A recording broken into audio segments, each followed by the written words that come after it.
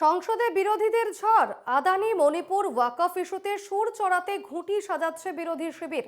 অধিবেশন শুরুর আগে মল্লিকার্জুন খার্গের ঘরে স্ট্র্যাটেজি বৈঠক ইন্ডিয়া ব্লকের নেতাদের। স্ট্র্যাটেজি বৈঠকে ইন্ডিয়া ব্লকের নেতারা সকাল থেকেই একের পর এক মুলতুবি প্রস্তাব বিরোধীদের।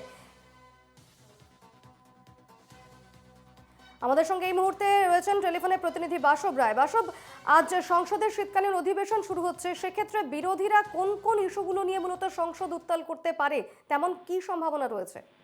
বিরোধীদের হাতে তিনটে ইস্যু আছে। প্রথমত আদানি আর গৌতম আদানির বিরুদ্ধে যে আমেরিকান কোর্ট গ্রেপ্তারি পরোয়ানা জারি করেছে, এইটা নিয়ে আলোচনা চেয়ে ইতিমধ্যেই কংগ্রেসের পক্ষ থেকে মুলতুবি প্রস্তাব আনা হয়েছে, যেমনটা আপনি বললেন। এছাড়া রয়েছে মণিপুরের সাম্প্রতিক গন্ডগোল এবং মণিপুর নিয়ে আলোচনা চাইবে বিরোধীরা। আর আছে হচ্ছে ওয়াকফ বিল। ওয়াকফ বিলটা এই অধিবেশনে সরকার ফের আনবে। এর আগের বারও এসেছিল, তারপরে এটা জেপিসিতে গেছিল, সেখান থেকে আবার ওয়াকফ বিল আনা হবে এবং এটা নিয়েই সবচেয়ে বেশি মানে সংসদে আলোচনা বা বিরোধিতা এটা থাকবে।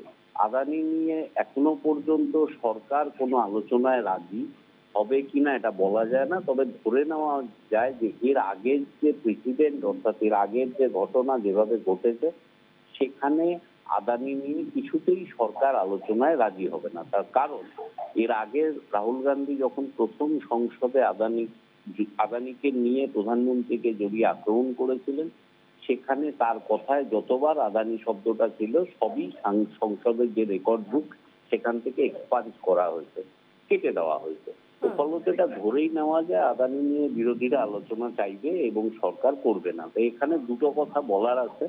প্রথম কথা হচ্ছে আজকে থেকে শীতকালীন অধিবেশন শুরু হয়েছে এবং আজকে ওই সব শোক প্রস্তাবের পরে অধিবেশনটা হয়ে যাবে, আজকের দিনের জন্য শেষ।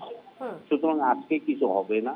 আগামীকাল হচ্ছে সংবিধানের ৭৫তম বর্ষ যেটা উদযাপন, সেটা হবে সংসদের সংবিধান সদনে। কালকেও এ ব্যাপারে কিছু হবে না। অন্তত বুধবারের আগে সংসদে ভালোভাবে সংসদ চলা, অর্থাৎ সরকার পক্ষ যে ১৬টা বিল আনবে সেটা নিয়ে আলোচনা বা বিরোধিতা বা অনেকের কথাবার্তা, তাদের ভাষণ, এগুলো সবই আমরা বুধবারের আগে কিছুই পাবো না, এটুকু বলা যায়।